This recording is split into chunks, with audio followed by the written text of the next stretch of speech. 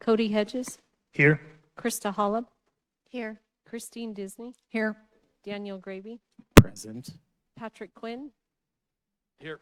Susan Wood, Here. Michael Moore, Here. Sierra Quiones. Here. We have a quorum. Thank you. Can we have the Pledge of Allegiance, please?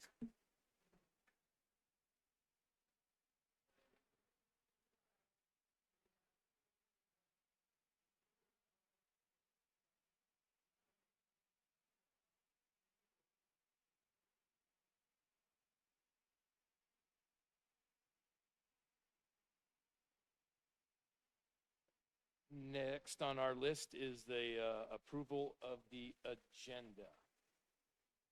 Is there any changes to the order of the agenda?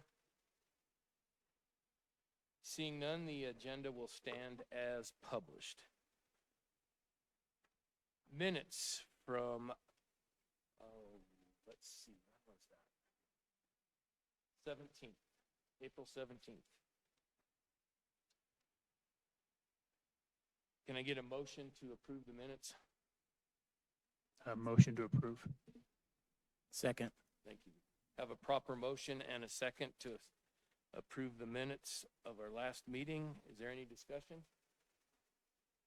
Seeing none, can I get a vote, please?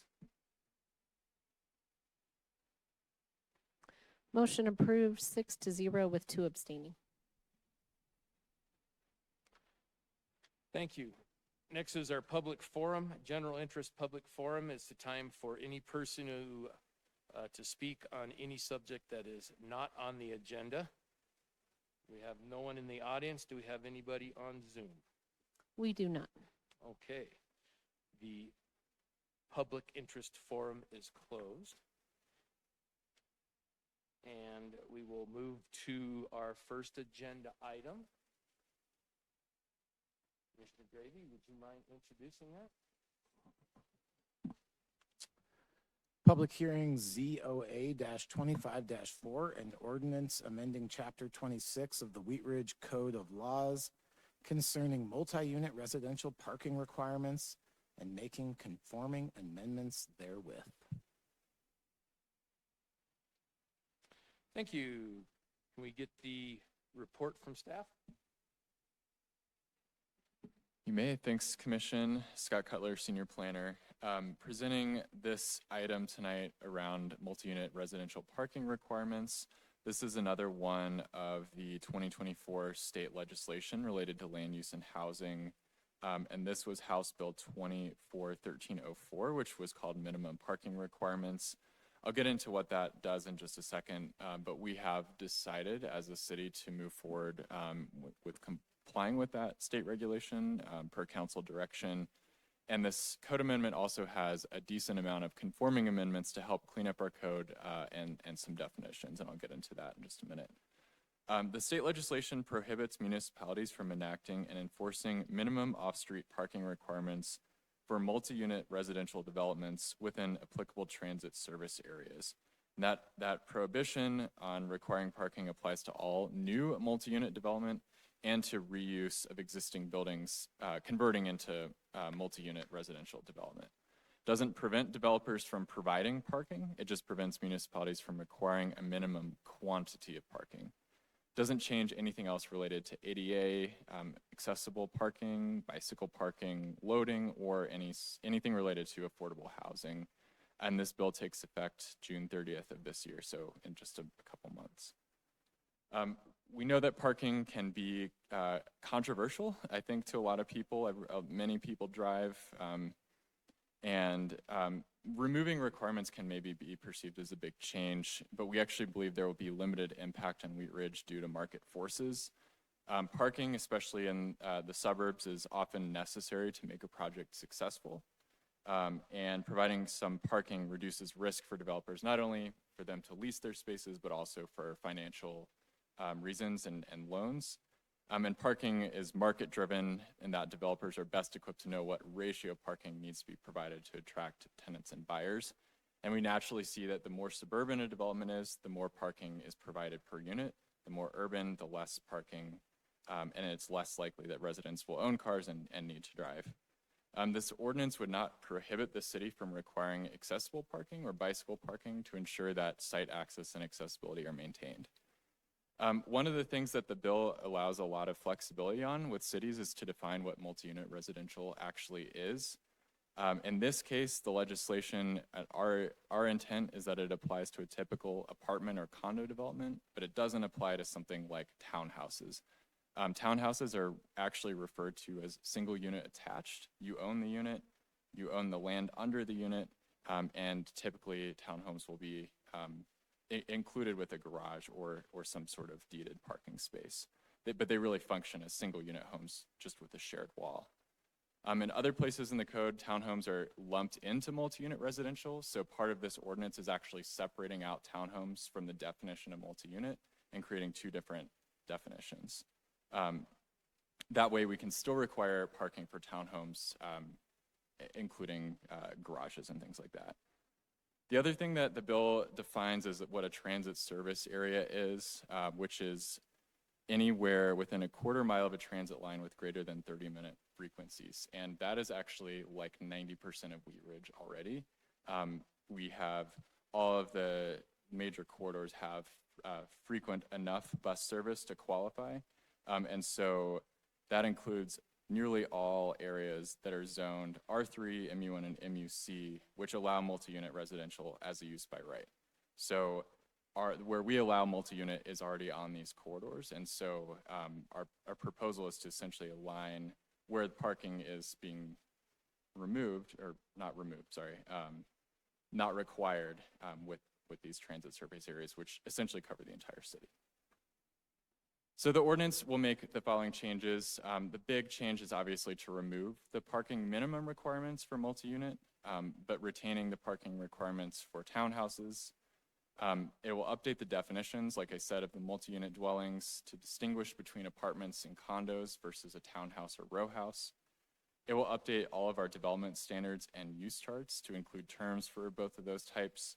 And then it will have a bunch of conforming amendments related to parking, clarification of requirements, clarifying ADA requirements, EV spaces, and it actually will also remove some parking reductions because we don't necessarily need parking reductions for multi-unit residential anymore.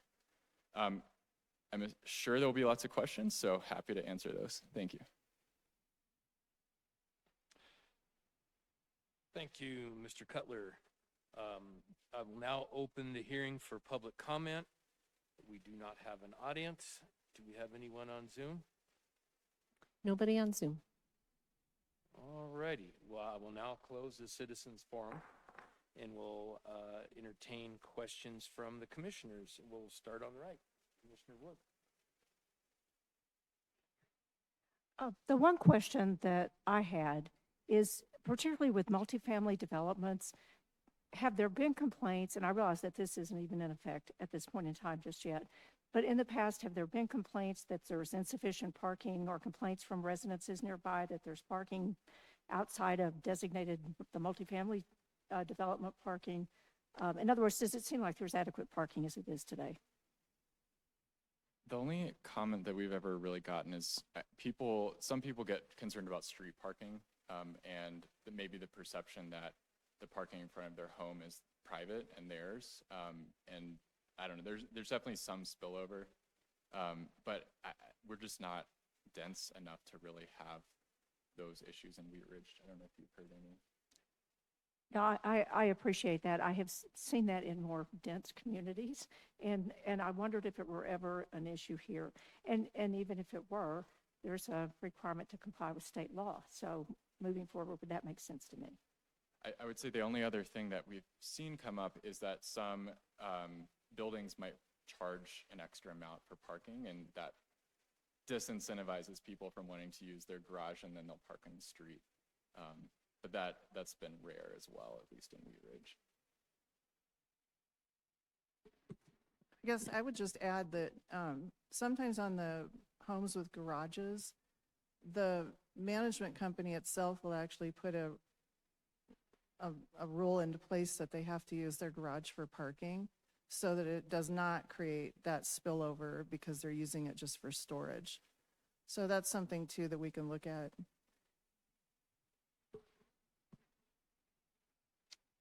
Thank you. Commissioner Quinones.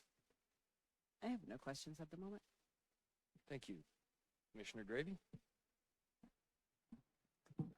I just was curious about, it's interesting, the town homes or townhouses distinction here.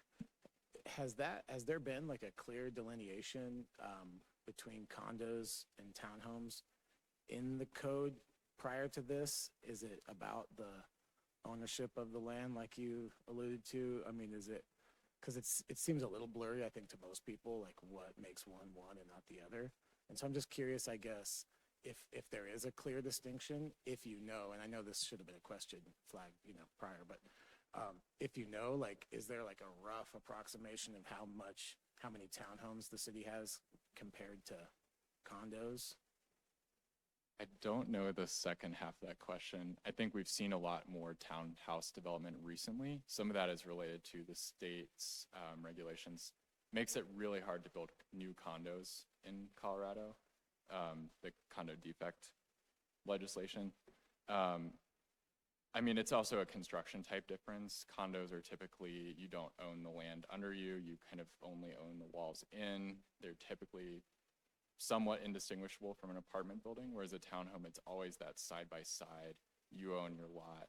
It's just that you happen to have a shared wall, but there's not like people above or below you.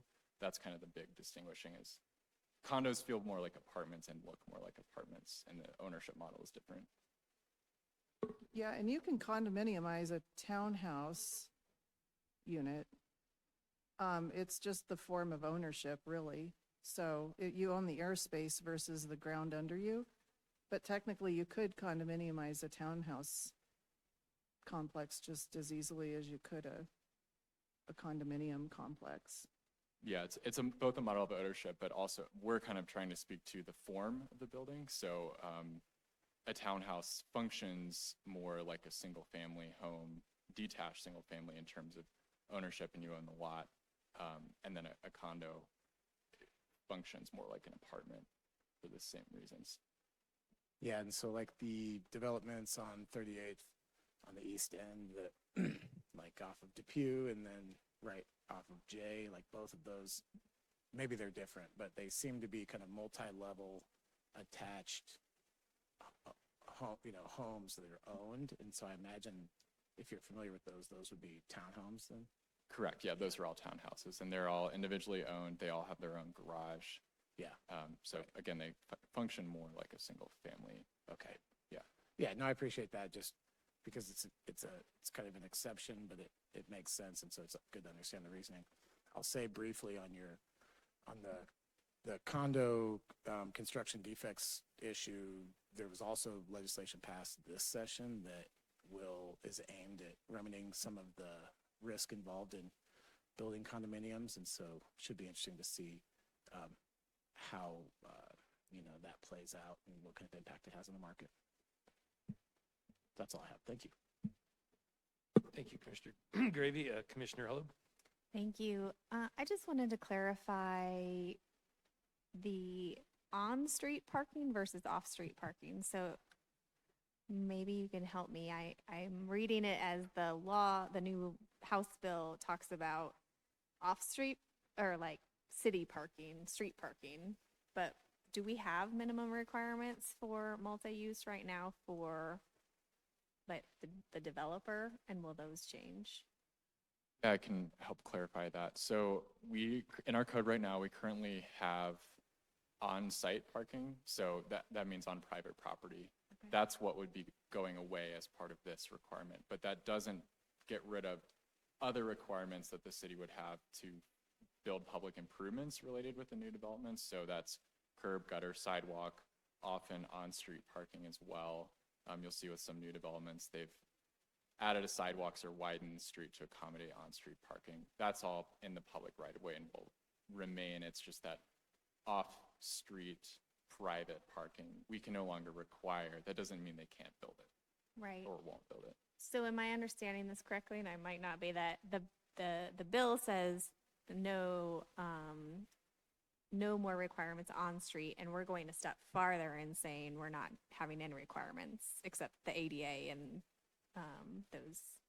It's the opposite, actually. the So, opposite, yeah, okay. the bill is saying, no, we can't require private property parking, Okay, but we can continue to allow the on-street, which functions differently. It's not, those spaces aren't deeded. Those are all public right, spaces. but we can't require those.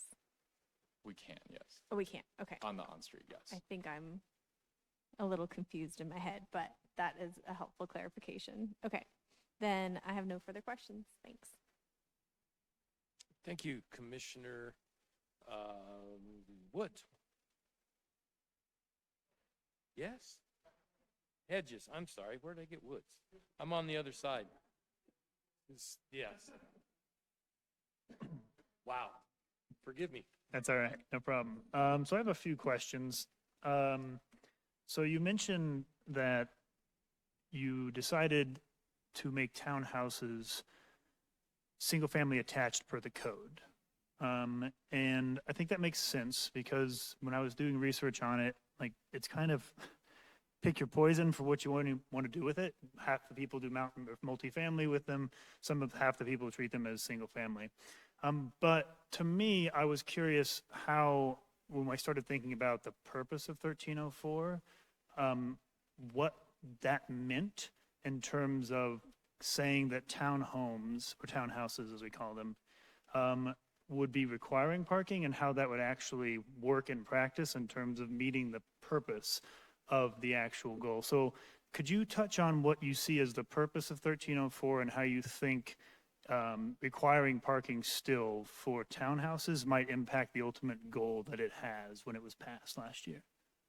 That's a great question. I did not write the House bill and wasn't involved in that, so I don't know the real intent. I think it's reducing barriers to housing, and as we know, especially on multifamily, parking can add a huge amount of cost to development, and a lot of times parking gets overbuilt because of city requirements. I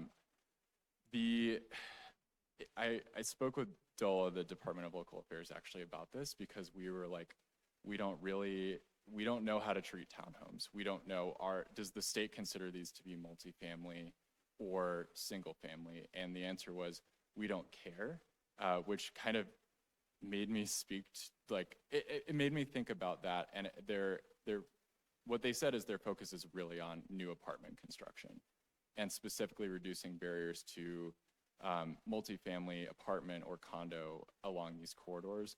Townhomes are not at the density level that other state legislation is really seeking on some of these corridors, especially at TOD transit areas. So I think the bill's intent was really to focus on the apartment construction and reducing barriers there. And also around affordable housing, because a lot of city requirements, including our own, we require way more parking than actually gets used at affordable housing developments. And so by removing these requirements and allowing an affordable housing developer to build what they know their residents need, it's reducing a barrier there. I think townhomes is treated separately simply because it's a totally different type of construction and ownership and not as common in some of these TOD areas that are really that high density product. So hopefully that helped. I think it does, and it makes me start to think about, I think you're right, the main target they had was multifamily, but a lot of the things you see there is those podiums with the 5 on top, the 6 podium. When you see a building that's concrete on the first floor and then has 5 stories of wood, that's a podium build, right? And so those seem to be what Denver's going with and some of the other areas as well, but we have the 35-foot limit here, which probably is what's leading to the townhouse development. And so that's one thing that kind of got me concerned about having parking requirements for townhouses still, because market forces would probably drive to do it anyways. But also, I think if we have the 35-foot limit, then that's what's causing townhouse development here. I'm wondering if it would make sense to say that even though we're considering them single-family attached dwellings, would it make sense for us to not require parking for them within transit service areas still, because that would probably possibly serve the purpose of the bill more closely. And would that be something that you all would entertain as an idea? I think that's probably a bigger policy question, to be honest. And I don't know, frankly, if council would go for that or not. We definitely thought about it. I think we made the decision on townhomes because of some of the other factors we talked about. We do have a lot more exempted areas now from height than we used to as well. So Wadsworth, the Lutheran campus, TOD areas are all exempted. And that's where we have started to see some of that 5/1 podium apartment type construction. West 38 is a good example. I don't know, I think it would be a challenge simply because townhomes are allowed in so much of the city, including areas that are far enough away from the corridors. The other thing is that 90% of Wheat Ridge is covered by these transit service areas. So the policy call there was to just across the board make this recommendation instead of actually looking at the transit service areas, only because they cover 90% of the city already. So I think that's probably something we could look at in the future. And city plan might look at some parking things as well.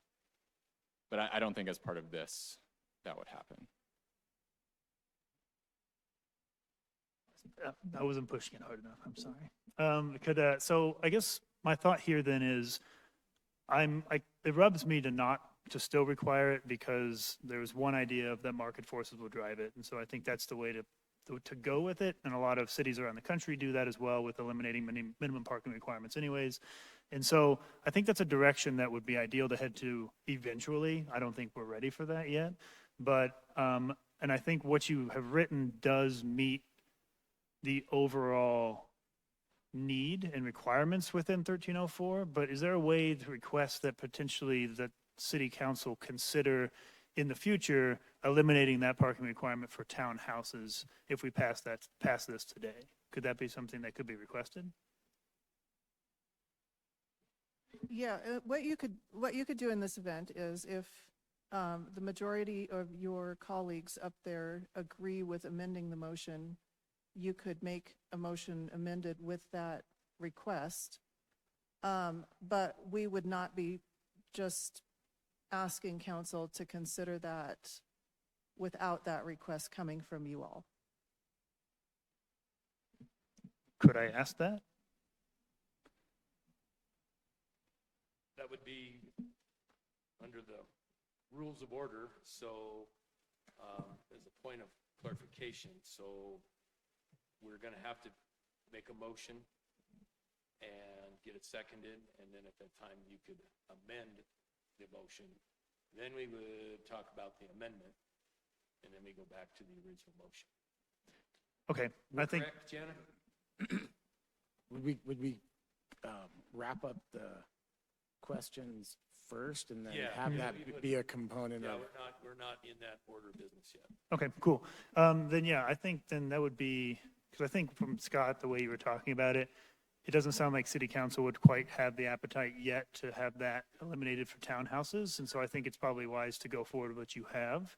At least this is what I'm thinking about it for how I vote tonight. And then I think that amendment is something to be worth just to start that conversation to see if the appetite is there at some point.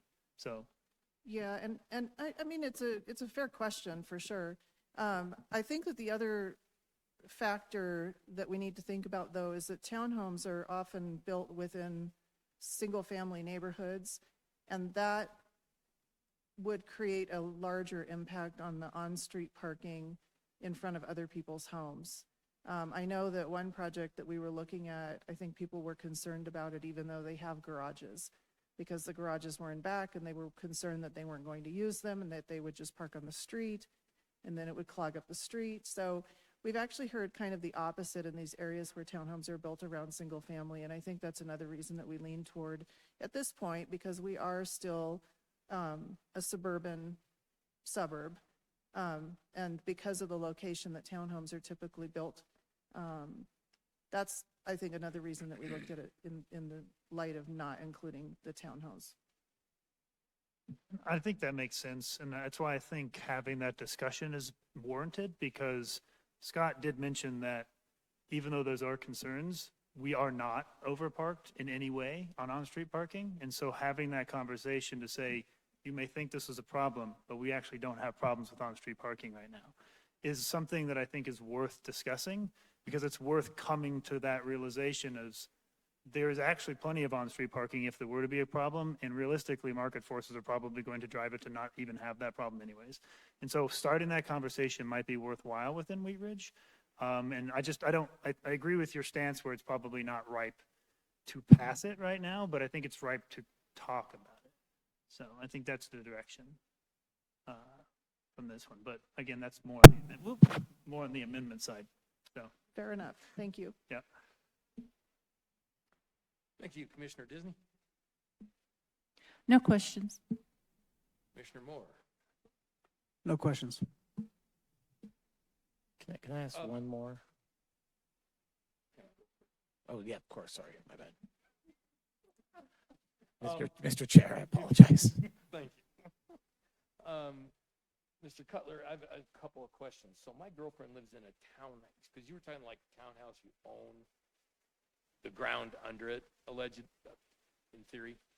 So where my girlfriend Debbie lives, she has the bottom floor, there's a middle floor, and a top floor that are all, so how, to your question earlier, Commissioner Gravy, what's the definition, what's the difference between a townhome and a condo? Or a townhome and multifamily in that instance? Yeah, I mean, that sounds like a condo to me. We have it in the code. I can try to find it. But we did create an updated definition for townhomes. Let's see if I can find it. So it's called dwelling single attached or townhouse. But it's 3 or more dwelling units where each unit is attached to other units by party walls, where habitable spaces of different units are arranged side by side rather than stacked. This can include, but not limited to, townhouses with individual exterior entrances. And then they're also referred to as single unit attached townhouses or row houses. So it's this very distinctive side by side type of unit. And that's what Wheat Ridge is going to call a townhouse. Correct, Okay, yes. And so that's a what pretty Aurora universal says is definition gotcha. too, yeah. How does this bill how does this affect multi-use? And I cannot remember what the initial is going to be, where you have some or business on the bottom and residential on the top.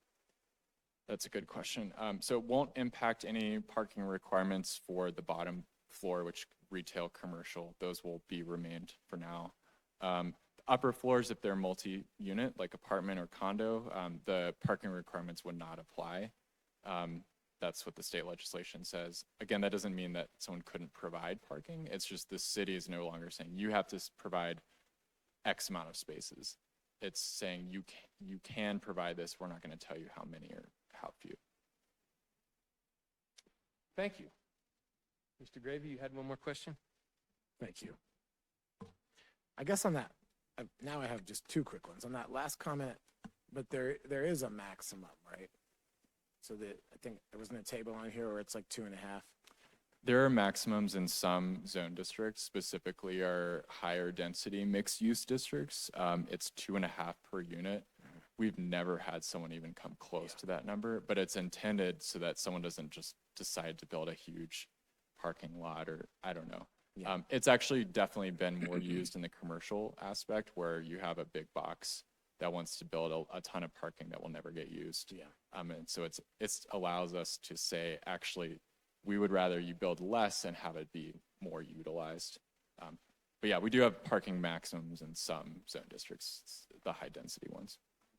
And then just like anecdotally, you kind of alluded to this, but there has been some townhouse construction more as of recent as compared to previous years or spans of time.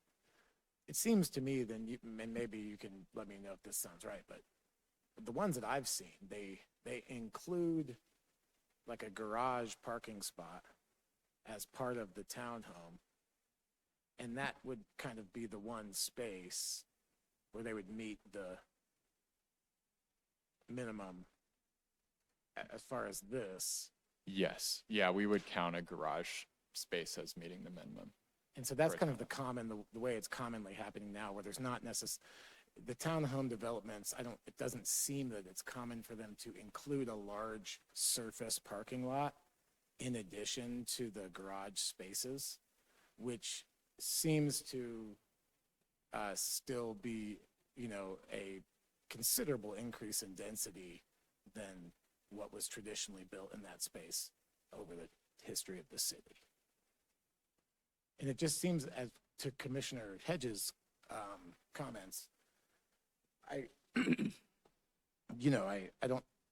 think that it's also important to consider all of the different things that have been changing in terms of the market, the incentives, accessory dwelling units, the zoning changes. There's been a number of things that will likely have an impact on the density of the community. And I think it is, I think it's important to see how some of this plays out in terms of it's not just this one issue that's going to drive the density question, because, it does seem to be that the intent of the law is to encourage infill, higher density development. I mean, that's, kind of the overall objective. And that's most effectively done with like multifamily apartment buildings, so to speak. I mean, that's really intended for these larger apartment complexes, but I do appreciate the conversation that you've raised, but those are just some thoughts. Thank you. I will now close the public hearing and entertain a motion. Mr. Great.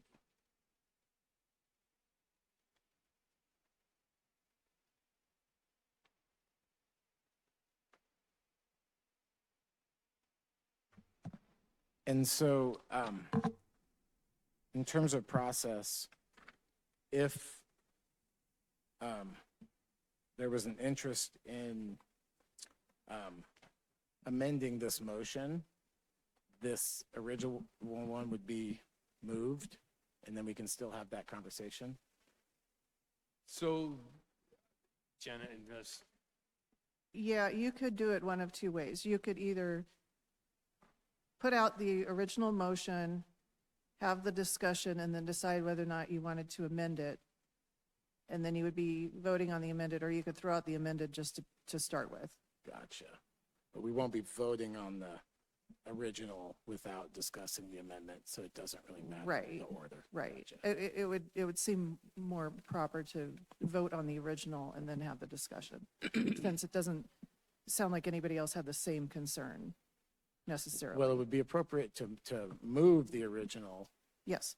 and then would there be another motion that we would vote on to amend it, and then Is the- we, Called a friendly amendment? Yes, thank you, Tammy. Bob's Rules of Order. Yes, there would be a friendly amendment wherein the original motion could be, I mean, technically, it should be withdrawn and then a new motion made with the amendment. But a friendly amendment also works, where it's basically just saying, does everybody agree that we want to amend this motion to include this language? And then you move on that. prior to voting on the as written. We need a motion and a second in order to have discussion. Yeah, no, we would move and second this motion. Yeah, you can move and second this motion, and then you can either withdraw it, or you can do a friendly amendment and amend it as part of the process, and then that would be the amended motion you would be voting on. Right. And then you would still only vote one time. Correct. yeah, you'd have to vote on the amendment. Yes. If, Well, Then we but you would have the- discuss it, you wouldn't vote on it and Right. then have the discussion. No, so my experience, Robert's Rules of Order, we would make the motion, make the second. During the discussion, then we could amend the original motion to include blah, blah, blah. And you vote on the Then you amendment. vote on the amendment. Right. And then we go back to the original motion. I agree with that. that makes sense, yes. Okay. That was confusing. Okay, so I'm going to move the original, and then we can discuss, and if there is an interest in, amend after that prior to vote. Yes. Okay, thank you. I move to recommend approval of the proposed ordinance amending Chapter 26 of the Wheat Ridge Code of Laws concerning multi-unit residential parking requirements and making conforming amendments therewith. And I'll second. Thank you. We have a proper motion and second. We will now have discussion. Original order, Commissioner Woods, discussion. I am comfortable with the motion as written. I think we've asked a lot of questions and it's brought to bear a lot of good conversation. Actually, what Commissioner Hedges brought up, I'm not so much in favor of acting on that now, but I do believe that was really a worthwhile point, talking about how maybe really the bigger issue is height and how many units can be allowed in one place, as far as getting to what the original intent was. So I appreciate the conversation and I think it was very much worthwhile. But I believe as written is what I'm most comfortable with. Thank you, Commissioner Kunis. I'm going to be really honest. I would like a quick recap of what it is that we're discussing here, because I think I understand what it is, how we want to amend it, but I want to make sure that it is very clear. So, Commissioner Hedges,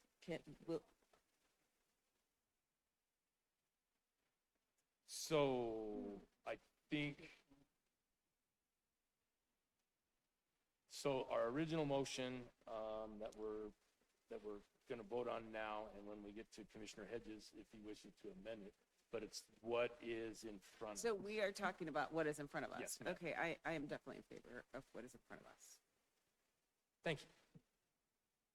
Commissioner Gravy?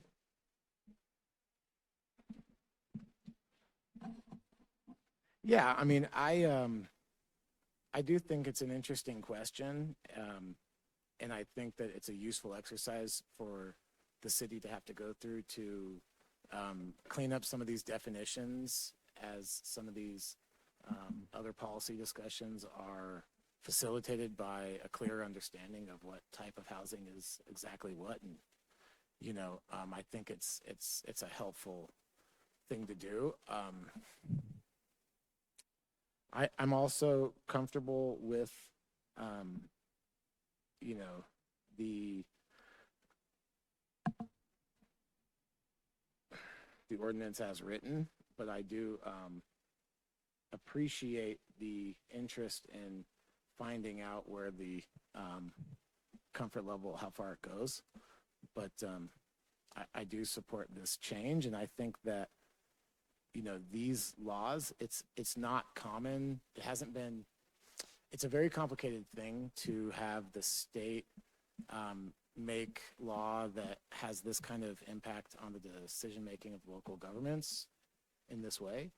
And I think the way that the city of Wheat Ridge is addressing this is, you know, thoughtful in that they're being responsive to the concerns on this level, but also preserving some of the character and, frankly, as what was alluded to earlier, you know, the positions of a lot of folks that would be impacted by these changes, and I think that they are sensitive to that. So, but I appreciate the discussion, and I appreciate staff answering all of our questions on the spot.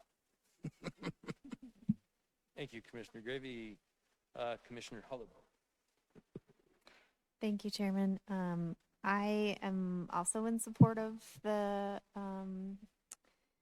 motion as written. I do just note that if we are removing the parking reduction allowance, which feels like a carrot for these developers to develop in TODs, that if there's other carrots that we could consider adding so that we continue to encourage affordable housing development in TOD adjacent areas, that would be something I'd recommend the staff take a look at. Thank you. And now, Commissioner Hedges. That's I got me. you right this time. Right, left flank. So yes, so I think, yeah, for the purpose of meeting 1304, I think it's something that's important that we're doing this, and how we define what townhouses are, how we define townhouses is kind of up to us, so it is up to us. And so I see this as an important step to meeting the requirements that the state's put upon municipalities in that way. So overall, I'm going to support this amendment, or excuse me, this motion, and then we'll discuss the amendment later. So I think for the purpose of meeting those laws, I think it's important that we move this forward. And so I'm in support of the motion as is, and then I'll talk more later about amendments and my thought on that. Well, if you would, now would be the time to make an amendment if you wanted to. Oh, so now is the time to make the amendment? Yes, Oh, okay. yes. Oh, okay, sweet. I did write this out. Yeah. Yeah, okay, well, before we vote, then we can make the amendment, so I guess at any point in time, you can make the amendment. Should we wrap around and Yeah. for everybody's comments and then do that? Yep. Okay. Commissioner Disney? I'm in favor of this ordinance, amending chapter 26. I think it serves its purpose for this point in time. I don't think we need to reinvent the wheel and throw in something about a probable thing that could happen in the future. Address it when it happens. So I'm in favor of it as it stands. Commissioner Moore? I guess I'm also in favor of the motion as written. Thank you. So my comments, my understanding of this is it is to come into, the state law has said we have to have no parking requirements on multi-unit development or multifamily developments, because parking, I think the spirit of the law is that parking is kind of a poor use of land, and the idea is to put another building up and put more units in there, and thinking that the price of apartments will decrease, so we can increase the housing. And I understand the spirit of it, and I get it, because we do have a housing crisis in this city. And I'm reluctantly in support of the motion, but here's my reluctance. We'll just address the 300-pound gorilla in the room, which is going to be Lutheran Legacy and the apartments there. And those folks were here last week or 2 weeks ago at the city council meeting, and it was kind of a Donnybrook, and that was a big concern, overflow parking going into the neighborhoods. And if I live in that neighborhood, I would agree with that. And I also understand, Scott, that you said the market will kind of dictate this. No one's going to build 10,000 apartments and not have any place to park in Wheat Ridge, because yes, I understand that we have to have public transit in these areas. We've got to live close to a line that has 30-minute intervals. I got bus passes from Xcel Energy last year and made an effort to take the bus to and from work. To say it was unreliable would be, with the exception of the train, the bus system was unreliable at best. And so it was late. One time it didn't even show up, so I had to actually drive to work anyways. I went to a dentist appointment. Now, my dentist is way down south. It was a 4-hour bus ride there and back to go to the dentist.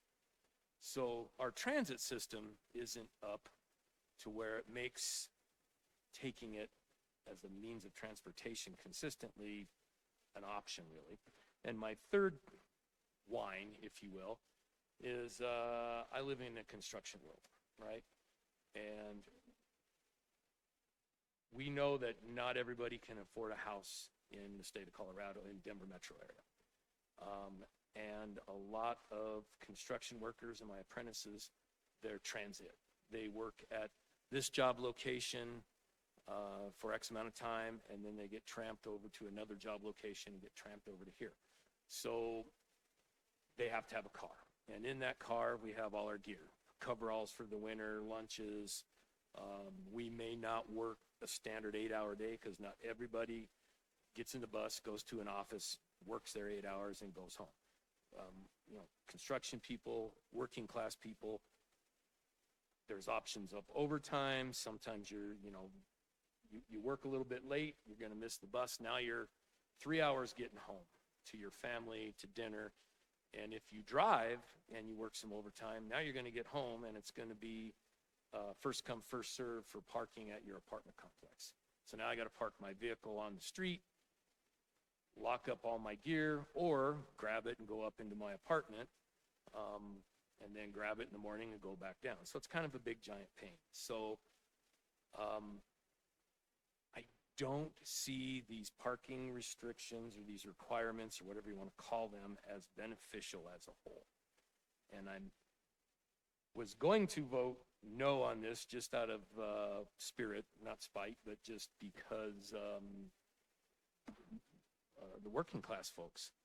And I cannot support an amendment to this to even further make parking on the street or something elsewhere off-site parking, because if you have your townhouse, I think you ought to be able to park in your spot, and I think you ought to have a spot. When you put that out on the street, I think it's a pain, and I just don't like it.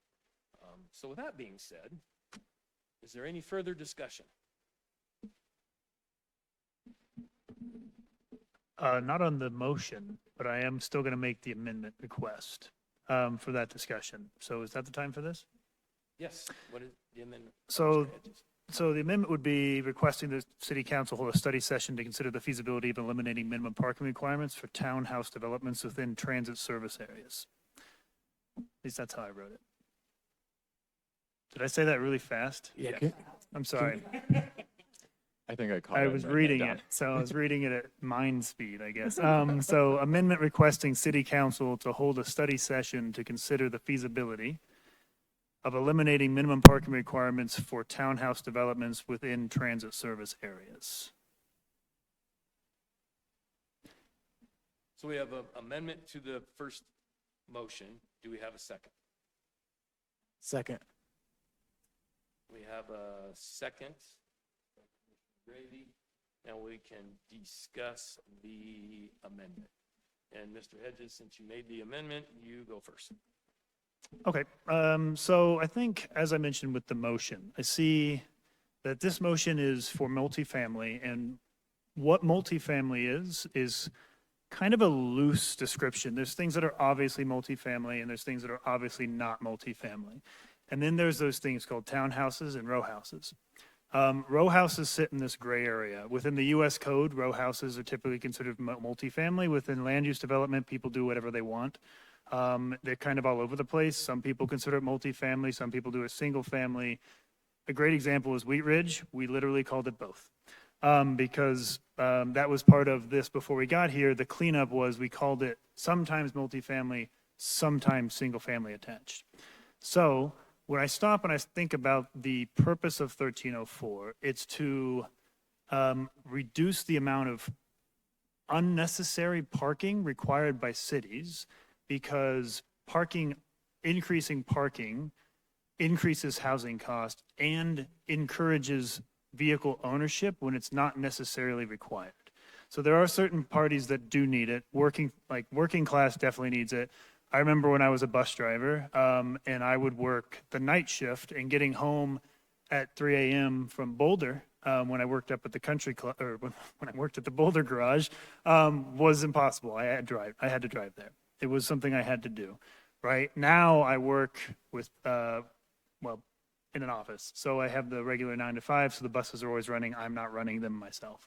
So I understand the concern with that. And I think it's what it is that is where the market forces start to drive it forward and say that they will be the ones that decide that that is needed because they're the ones that are going to build it because they know the market in a suburban neighborhood is going to request it. However, when I look at things such as row houses, I look at a situation where maybe they have 20 row houses on a lot or in a development area, and they want to have 10 of them that have garages, and they want the other 10 to not have garages and have 5 spots just within there. And now you've reduced the amount, and in doing that, you've probably built an extra townhouse in that development because of it. And I think having the flexibility for a developer to make that would be something that is good. And so that is why I think, I don't know if the city's ready for that now, today, which is why I went ahead and pushed forward with the motion on yes. But I think having that discussion is worthwhile in the city just to see how much that makes sense. And maybe the discussion just leads to us saying instead of 1 per unit, it's 0.5 per unit, because then you're saying now you have 20 and you're requiring 10. So you'd have to have half of them at the very minimum have those parking spots. And so I think having that discussion is what I'm looking for with that amendment, is to make sure that we're going forward and maybe we change it and maybe we don't, but at least we've had that discussion started so we can get there eventually if that's what Wheat Ridge ought to do, feels like it ought to do. So that's my soapbox on the idea. Thank you, Commissioner. Yep. Any other discussion? Commissioner Graydon. Thank you. Well, I will just say to Commissioner Hedges, I appreciate you mixing things up. I think it's a good thing for this body. With regard to the amendment, I guess I'm a little conflicted because, frankly, I think that this is the discussion that's happening. You know, the likelihood that we would go through this process on the exact same topic in the near future seems low. You know, like I kind of alluded to earlier, I think that this is a multi-pronged approach to respond to a housing crisis, to encourage a type of development that is beneficial in numerous ways in terms of higher density with regard to preserving lands that are undeveloped, frankly, to put some pressure on a transit agency to increase, you know, it's hard to say that you can't rely on transit and then that prevent you from doing things. It's like a chicken and the egg thing, because it could be the case that you do some of these things and it moves the needle on the transit side, whereas it wouldn't otherwise have. They wouldn't have had that pressure, this sort of, you know, this kind of thing. I mean, there's a lot to say about transit, and while it's adjacent to this, it's not what we're necessarily discussing. And so, you know, in terms of the amendment, I'm just gonna, you know, say that I do support it because I feel like there's nothing wrong with us. I don't think it's that big of a push for us to ask the city council debate this question that frankly was a gray area and could have gone either way in this ordinance, and it went one way and it could have gone the other. And I don't know personally how much discussion there was on both options in terms of from council, on the council side. And so I think it's a reasonable amendment, and I do appreciate the conversation. Thank you, Commissioner Gravy. Any other discussion? Commissioner Holland? Thank you. I have a few questions. Can the developer request a variance to that minimum requirement if we do pass this? This concerning, so are you asking with the amendment? Yeah. Okay. No, sorry, not the amendment. Just Yeah, so- saying, so right now, as this is going to go forward, it will be required that there's one space, as I read it, right? One space per unit for townhouses. Could a developer request? They could, they would have to do a parking study, Okay, but we would need some evidence to support that. But gotcha. I do believe they could request a reduction. It wouldn't necessarily be through a variance process, but Okay, through the review process. For instance, with senior housing, sometimes seniors don't want to drive anymore. Right. And so I've seen them frequently with that, where they've gotten a parking reduction. Here, I think it would be the same method. We have what's called an administrative adjustment process on parking. There's some things, like if you provide extra bike parking or you're next to a train station or something, you kind of can get some of these reductions. They're not common, frankly. I think we actually end up getting the opposite, where someone might want to provide a 2-car garage instead of the minimum 1 because they know the unit will be more likely to sell. So in your experience, even if there's none required from townhouses, most developers are going to build with off-street parking. Currently, yes. Currently, yes. Yes. Okay, excellent, thank you. And then is there a option, instead of sending it to city council, to send it to staff to consider? Like, I don't understand the options for an amendment, I guess, or the order of business. Yeah, no, that's a good question. I think among staff, we've already kind of had that debate with ourselves. Okay. And I think that, like Scott said, at this point, it's more of a policy decision. And so I think that would need to go to council To council. to direct staff to change the ordinance. Okay. And we don't know that if council has or has not already had the same discussion. They haven't seen this yet. They haven't seen this yet. They did have a study session on this item, Okay. and we did talk about it, the townhouse versus the apartment. We also provided the direction from DOLA, which was, this is really more about apartments, but it was ultimately up to staff to kind of make that decision and then run it by council. But we did get consensus from council on kind of the framework of this ordinance. They haven't actually voted or seen this actual ordinance yet, though. Gotcha. Okay. Excellent. I mean, I'm very conflicted because it does seem like a warranted conversation. But again, I'm not sure the timeliness of it is effective.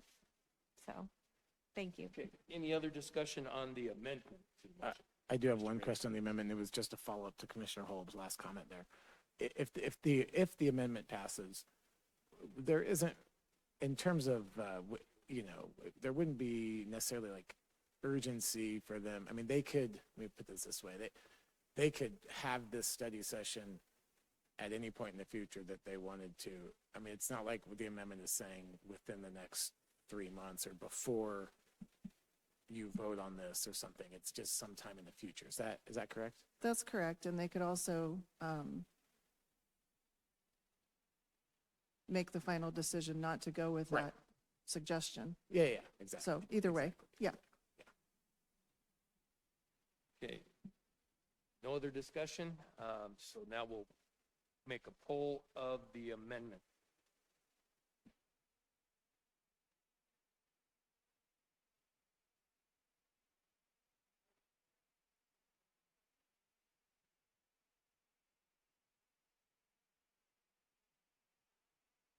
Okay, so the amendment is in a tie, 4-4.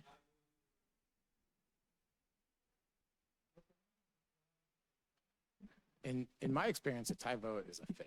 I mean, that's how it That's how it correct. operates at the legislature. Yeah, tie is a failed. Well, that was interesting. Okay. So now, when you're ready, a poll for the original motion, which was to. Hold on just a Okay. minute.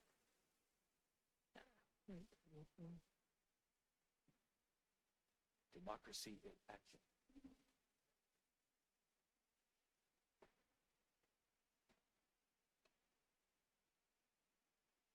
Okay. Okay, poll for the original motion.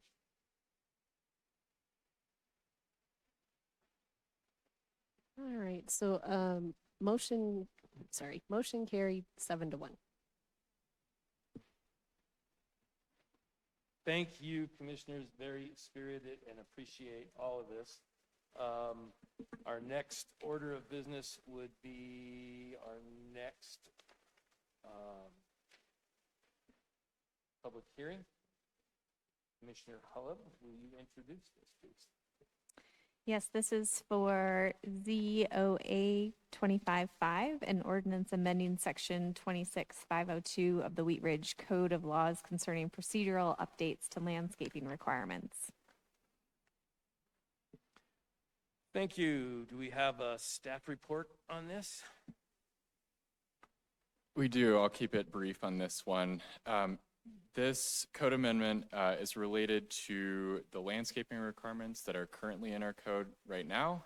They were adopted last year, 26-502. That was also called the WaterWise Ordinance. And they've now been in effect for about 6 or 8 months. And we have found just a couple of discrepancies as you actually implement an ordinance. You want to make sure that it's working and makes sense for staff as well as the community.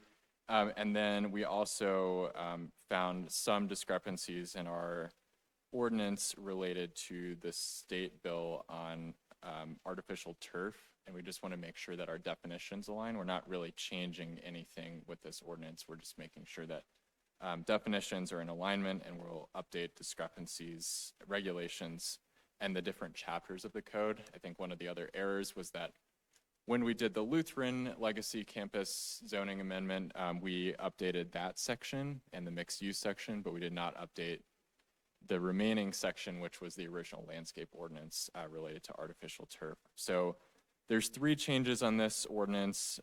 One is that it will add a footnote to the landscape calculations table describing how maximum percentages are applied. It's pretty technical, but basically it's that there are maximum allowable limits in the code, but the code did not state how they're actually applied if someone provides more landscaping than is necessary. And so what we've landed on and makes the most sense in practice is applying those to the total landscape provided. So if someone provides 50% landscaping when they only needed to provide 30%, then we calculate the percentages based on the provided percentage. Pretty technical, but something that we needed to do in order to give staff direction on how to actually review these plans. And then the other amendment is related to aligning the artificial turf requirements in the code with the mixed use code and the Lutheran code. And then we just voted on this, but adding this term single unit attached into the landscaping code when regulations apply, to clarify when regulations apply to townhouse development, because we want to make sure that we're, again, being consistent in our definitions. And the landscape code, I believe, currently does not actually mention townhouses at all. So we want to make sure that it does. These are, for the purposes of this ordinance, they're all under the multi-unit umbrella, because from a development standpoint and impervious standpoint, they're similar, but we just wanted to clarify that multi-unit in this case would include the townhome. So that's all, pretty brief, but yeah, let me know if you have any questions. Thank you. Thank you, Mr. Cutler. It's now open for public comment. No one in the audience. Anyone on Zoom? Nobody on Zoom. Nobody on Zoom. I close the citizens forum. Do commissioners, questions from the commission? We'll start to my left. Commissioner Hedges. Just a curiosity, because I'm in favor of this overall, but you mentioned there's a change in here. The only use of artificial turf that qualifies as landscape materials non-living is for athletic fields of play, but then playgrounds, gaming areas, dog runs shall not qualify as landscaping. Why is that? That is a great question for the state legislature because we're honestly not sure. Yep. That's it from me. Thank you, Commissioner Hedges. Commissioner Disney. No questions. Thank you. Commissioner Moore. No questions at this time. Thank you. Commissioner Hollow. Thank you. Is there a definition of this use of play? I had the same question, but like athletic fields of play, I mean, if you build it and no one plays, does that still count? I am from Iowa, so I had to throw in that quote. That's a good question too. Honestly, that was the term the state used, athletic fields of play, and our attorney advised us to just make the terms consistent. So we don't totally know, but it's really athletic fields, basically. Okay, thank you. Commissioner Gravy, No questions. Commissioner Quinones, No questions. Commissioner Wood. No questions. I will now close the public hearing and ask for a motion. Commissioner Holland. Thank you, Chairman. I move to recommend approval of the proposed ordinance amending section 26502 of the Wheat Ridge Code of Laws concerning procedural updates to landscaping requirements. Second. We have a proper motion and second. Any discussion? Seeing none. Can I have a vote of the commission, please? Motion carried, 8-0. Thank you. Those are all our ordinances that we have to move on. We now have any old business, No old business. any new business. Just on dates, we will not be having a meeting due to lack of agenda items on June 5th. I would put a maybe on June 19th at this point, although probably not, but we'll see if something pops up. And then, I don't have any development updates. I went over the map last time. I thought that was helpful, hopefully. And, are you going to, during your report, are you going to announce? I can do that if you want. Or if you want to, either way. Okay, no, I'll let you do it. Okay. Yeah, so those are all my updates. Thank you, Ms. Easley. We'll move on to commissioner reports, and obviously, Mr. Hedges has a report. Yeah, so I got a promotion, but it's in Oakland, California. So I will be the Climate Change Adaptation Planning Branch Chief, which I'm going to call CAP. So I don't have to say that every time, and then I can also call myself the captain.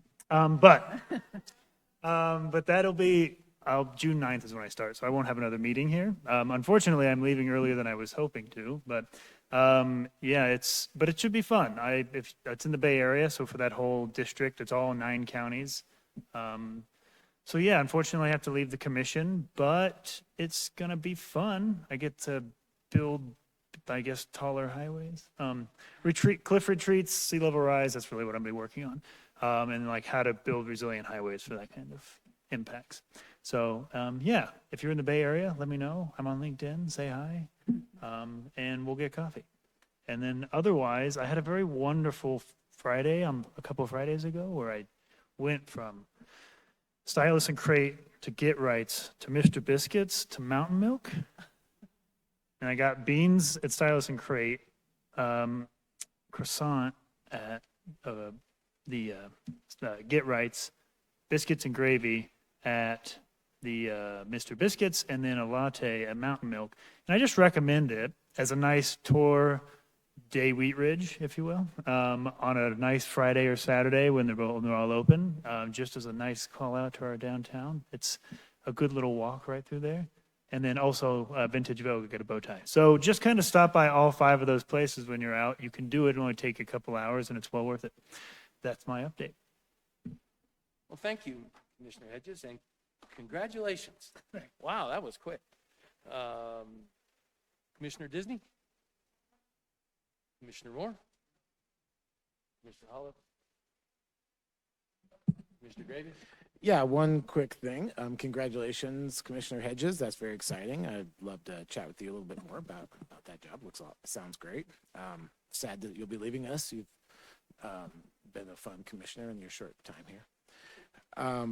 I will say, because it sounds like we might not have a meeting until this, and even if we have one on the 13th, I'm not sure I'd be able to make it, or on the 19th. I don't think I'd be able to make it anyway. But June 28th is Ridge Fest, and as someone who serves on the board of directors for Local Works, I will recommend folks spread the word, come have some fun. I will be, for the 2nd year in a row, running the cornhole tournament, and last year it was actually kind of an amazing tournament somehow. Like sudden death, kind of over time. And we're going to have some really good music. It's another opportunity to showcase the Makerspace because it's going to be at Anderson Park again because the green won't quite be ready yet. And so spread the word. And it's June 28th at Anderson Park, and I hope to see you all there. Thank you, Commissioner Hedges. Commissioner Quinones. Thank you, Commissioner Wood. The only thing that I would add is that I hate to see Commissioner Hedges go. Our paths crossed often in the day-to-day life of working world. And I really appreciate having had the opportunity to work with him both in my day job and certainly on the commission for however short a time it's been. And congratulations, that's an incredible job. It sounds wonderful. I hope you'll report back and let us know how it's going. Thank you. I just want to say thanks to Scott and Jana and Tammy for everything. You guys are doing wonderful. And I apologize for my rustiness on Robert's Rules of Order. You guys are a heck of a lot nicer than 60 grumpy IBEW Local 111 linemen in the audience. Nobody threw lettuce at me, so that's great. Other than that, I have no report. With that, can I get a motion to adjourn? I move to adjourn. Second? Second. Poll the council or commission? I'm not mayor. Motion approved, 8-0. Thank you.